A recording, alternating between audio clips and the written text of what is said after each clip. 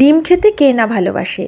আর ডিম দিয়ে বানানো রেসিপিটা যদি ভীষণ মুখরোচক, ভীষণ চটপটা হয় তাহলে তো আর কথাই নেই। আমি আজ তেমনই একটা ডিমের রেসিপি আপনাদের সাথে শেয়ার করব, যেটা বানাতে ভীষণ অল্প সময় লাগে আর বানানো কিন্তু একদম সহজ। তাহলে চলুন রান্নাটা করে ফেলি।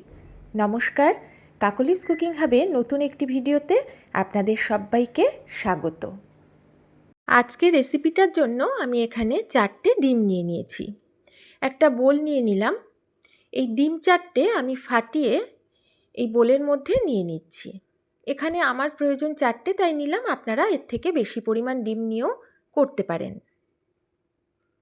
4টে ডিম ফাটিয়ে আমি এর মধ্যে নিয়ে নিয়েছি। এবারে কিছু উপকরণ আমি এতে অ্যাড করব।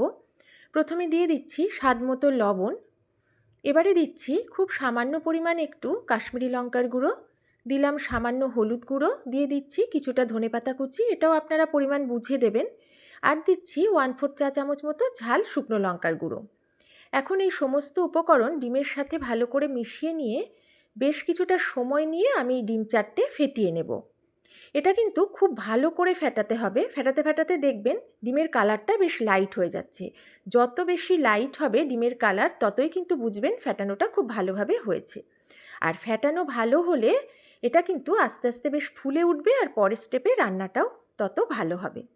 আপনারা একটা বিটার দিয়েও এই কাজটা করে নিতে পারেন। এবারে গ্যাস ওভেনে আমি একটা কড়া বসিয়ে 1 টেবিল চামচ সর্ষের তেল দিলাম। তেলটা হাই ফ্লেমে গরম করে নিলাম, আর গ্যাসের ফ্লেমটা এখন হাইতেই রেখেছি। এবারে এই হাই ফ্লেমে রেখে গরম তেলের মধ্যে ফেটিয়ে রাখা ডিমটা দিয়ে দিলাম। দেখুন দেওয়ার সাথে সাথেই চারপাশ থেকে মাঝখান থেকে কেমন ফুলে উঠেছে। এইভাবে হাই ফ্লেমে যদি ফ্যাটানো ডিম দেওয়া হয় তাহলে ভাজার সময় ডিমটা কিন্তু ভীষণ ফ্লপি হয়। কয়েক সেকেন্ডের মধ্যেই ডিমের তলার অংশটা জমে গেছে। আমি এখন গ্যাসের ফ্লেমটা লো করে দিয়েছি। আমি একটা স্প্যাচুলা দিয়ে এই জমাট বাঁধা অংশটা আলতোভাবে একটু সরিয়ে দিলাম। এবারে ফাঁকা অংশটায় যে অংশগুলো জমাট বাঁধেনি সেগুলোকে এনে আমি আবারও একটু জমিয়ে নিলাম। এইভাবে পুরো ডিমটা ভেজে নেব। এখানে আমি ডিমের ভুর্জি বানাচ্ছি, তবে দেখুন আমি বড় বড় করে একটু কেটে নিচ্ছি। একদম ছোট ছোট টুকরো কিন্তু এখানে করব না। প্রত্যেকটা অংশ এবারে আমি উল্টে দিচ্ছি, যাতে অপর সাইডটা যেন ভাজা হয়, যেন কাঁচা না থাকে। এখানে ডিম কিন্তু একদম নরম করে ভাজতে হবে, তাই খুব বেশিক্ষণ ভাজার দরকার নেই। সমানেই এইভাবে একটু উল্টে পাল্টে নিতে হবে। আর সবগুলো বেশ একটু ভাজা হয়ে গেলেই, কাঁচা ভাবটা চলে গেলেই গ্যাসের ফ্লেমটা আমি অফ করে দিয়েছি। এগুলো যেহেতু ভাজা হয়ে গেছে, আমি এখন একটা প্লেটে তুলে নিচ্ছি। এর মধ্যে যে টুকরোগুলো একটু বড় আছে সেগুলোকে আমি একটু কেটে দুটো টুকরো করে নেব, যাতে সামান্য একটু ছোট হয়ে যায়। ভাজা ডিমটা তুলে নেওয়ার পর ওই কড়াতেই আমি দিয়ে দিয়েছি প্রায় 2 টেবিল চামচ হোয়াইট অয়েল। বাকি রান্নাটা আমি হোয়াইট অয়েলেই করব, আপনারা ডিমটাও কিন্তু হোয়াইট অয়েলে ভেজে নিতে পারেন। তেলটা গরম হয়ে গেছে, আমি এতে ফোড়নে দিলাম একটা শুকনো লঙ্কা, দিয়ে দিচ্ছি 1 টেবিল চামচ পরিমাণ মিহি করে কুচিয়ে নেওয়া রসুন, এবারে দিচ্ছি কুচিয়ে নেওয়া আদা। এই আদা, রসুন আর শুকনো লঙ্কাটা তেলের মধ্যে নাড়াচাড়া করে 10 থেকে 15 সেকেন্ড প্রথমে ভেজে নিচ্ছি। গ্যাসের ফ্লেমটা কিন্তু লোতে আছে। এবার দিয়ে দিলাম 1.5 চা চামচ মতো কুচিয়ে নেওয়া কাঁচা লঙ্কা।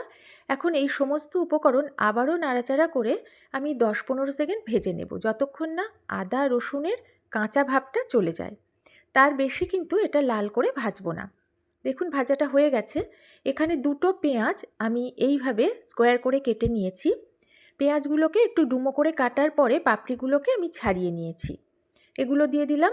এবারে দিচ্ছি ক্যাপসিকাম কুচি, একটা মাঝারি ক্যাপসিকাম আমি স্কোয়ার করে কেটে রেখেছিলাম, সেটা দিয়ে দিলাম। আর এখানে দিচ্ছি টমেটো কুচি, একটা মাঝারি টমেটো একইভাবে কেটে রেখেছিলাম, সেটাও দিয়ে দিলাম। এবারে ফোড়ন আর তেলের সাথে এই সমস্ত সবজিগুলো নাড়াচাড়া করে প্রথমে মিশিয়ে নিচ্ছি। গ্যাসের ফ্লেমটা এখন মিডিয়ামে আছে। এটা মিশিয়ে নেওয়ার পরে আমি গ্যাসের ফ্লেমটা হাই করে দিয়ে এগুলোকে কিছুটা সময় ভাজবো, যতক্ষণ না এগুলোর কাঁচা ভাবটা একটু চলে যায়। খুব বেশি কিন্তু এখানে ভাজলে হবে না। এইভাবে নাড়াচাড়া করে আমি ভেজে নেব। লবণও দেব না বা ঢাকাও কিন্তু এই সময় দেব না। কিছুটা সময় সবজিগুলো হাই ফ্লেমে আমি ভেজে নিলাম। সবজিগুলোর কাঁচা ভাব চলে গেছে, তবে খুব বেশি কিন্তু ভাজলাম না। এবারে আমি এর মধ্যে দিয়ে দিচ্ছি 1 কাপ মতো টমেটো সস। এবার দিচ্ছি সয়া সস 1 টেবিল চামচ মতো। এখন দেব গ্রিন চিলি সস 1 টেবিল চামচ মতো। ঝাল বেশি খেলে গ্রিন চিলি সসটা আরও বেশি দেবেন। এবারে দিচ্ছি 1 চা চামচ ভিনিগার। আপনারা ঝালের জন্য এখানে রেড চিলি সস দিতে পারেন, বা রেড চিলি সস না থাকলে ঝাল শুকনো লঙ্কার গুঁড়োটা দিতে পারেন। এবার এই সমস্ত উপকরণ নাড়িয়ে আমি একটু মিশিয়ে নিলাম। এখন আমি এর মধ্যে দিয়ে দিলাম স্বাদ মতো লবণ। লবণটা দিয়ে আরও 1 মিনিট মতো এইভাবে নাড়াচাড়া করে নেব। গ্যাসের ফ্লেমটা কিন্তু লোতে আছে। এখন আমি এর মধ্যে দিয়ে দিচ্ছি এই বাটিটার 1 বাটি মতো জল। জলটা দিয়ে জলের সাথে সমস্ত উপকরণ ভালো করে মিশিয়ে নিচ্ছি। এবার গ্যাসের ফ্লেমটা মিডিয়াম টু হাইতে করে কিছুটা সময় ফুটিয়ে নেব। 2 মিনিট মতো আমি ফুটিয়ে নিয়েছি, আর ভালো করে সব কিছু একটু নাড়াচাড়া করেও নিয়েছি। এখন ভেজে রাখা ডিমের ভুর্জিগুলো আমি গ্রেভির মধ্যে দিয়ে দিলাম। এগুলো দেওয়ার পর আলতোভাবে আমি একটু নাড়িয়ে গ্রেভির সাথে মিশিয়ে নিচ্ছি। এটা ভালো করে মিশিয়ে নিয়েছি। অন্যদিকে আমি 1 চা চামচ কর্নফ্লাওয়ার ঠান্ডা জলে গুলে রেখেছিলাম। সাথে সাথেই আমি কর্নফ্লাওয়ার গুলা জলটা কিন্তু দিয়ে দিলাম। এটা দেওয়ার পর ভালো করে গ্রেভির সাথে সব কিছু আবারও মিশিয়ে নেব। ডিমটাও একটু গ্রেভির মধ্যে মিশিয়ে দিচ্ছি। এখন গ্যাসের ফ্লেমটা আমি মিডিয়ামে রেখে দিয়েছি। ডিম দেওয়ার পর খুব বেশিক্ষণ কিন্তু আর ফোটানো যাবে না, আর যেহেতু কর্নফ্লাওয়ার দেওয়া আছে তাই খুব সহজেই কিন্তু গ্রেভিটা গাঢ় হয়ে যাবে। আমি মিনিট খানেক মিডিয়াম ফ্লেমে ফুটিয়ে নিয়েছি। লবণ মিষ্টি সবই চেক করে নিয়েছি। এখন আমি এর মধ্যে দিয়ে দিলাম 1 টেবিল চামচ পরিমাণ গোলমরিচ গুঁড়ো, আর দিলাম ধনেপাতা আর পেঁয়াজ পাতা কুচি। এবারে আমি গোলমরিচ গুঁড়ো, পেঁয়াজ পাতা, ধনেপাতা কুচি এগুলো ভালো করে মিশিয়ে নিচ্ছি। রান্নাটা আমার একদম কমপ্লিট। এটা কিন্তু আর আমি ফোটাবো না। এবার আমি গ্যাসের ফ্লেমটা অফ করে দেব। চিলি এগ একদম রেডি হয়ে গেছে খাওয়ার জন্য। এটা আপনারা রুটি, লুচি, পরোটা, পোলাও, ফ্রাইড রাইস সব কিছুর সাথেই কিন্তু খেতে পারবেন। ভীষণ সুস্বাদু হয় খেতে। বাচ্চারা কিন্তু এই রেসিপিটা ভীষণ পছন্দ করবে, আর বড়রাও এটা পেলে বারবার চেয়ে চেয়ে খাবে। অবশ্যই একবার এইভাবে চিলি এগ বানিয়ে খাবেন। আশা করি আপনাদেরও ভালো লাগবে। যদি আমার এই রেসিপিটা ভালো লাগে পারলে একটু লাইক করবেন, একটু শেয়ার করবেন।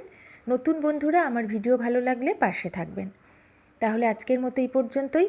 সবাই ভালো থাকবেন, সুস্থ থাকবেন।